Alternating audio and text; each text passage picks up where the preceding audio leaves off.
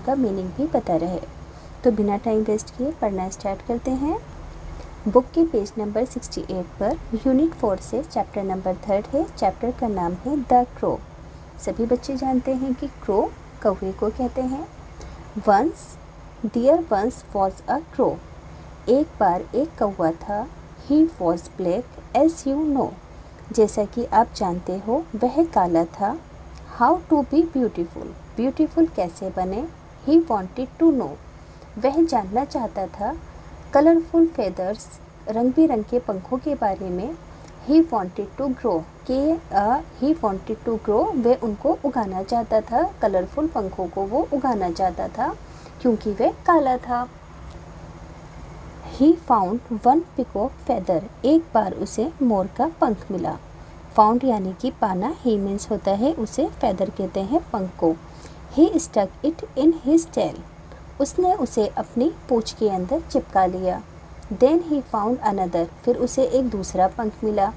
ही picked up all without fail. बिना असफल हुए उसने सभी पंखों को उठा लिया। पिक्ड अप कहते हैं उठाने को। He stuck them. उसने उन सबको चिपका लिया। इन हिज विंग्स यानी कि अपने पंखों के अंदर। Put one on his head. एक उसने अपने सर के ऊपर रख लिया।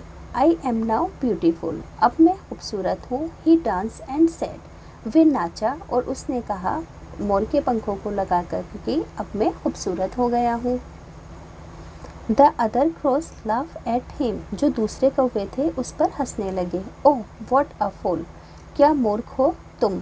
You are beautiful in black.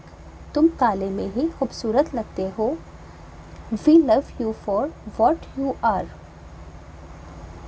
हम तुम्हें वैसा ही पसंद करते हैं जैसे कि तुम हो। अब देखो जो अन्य कौवे थे ना उसे ऐसा देखकर उस पर हंसने लगे और उसे मूर्ख कहने लगे। और फिर उन्होंने उस कौवे को समझाया कि तुम काले ही खूबसूरत लगते हो। What love you for what you are.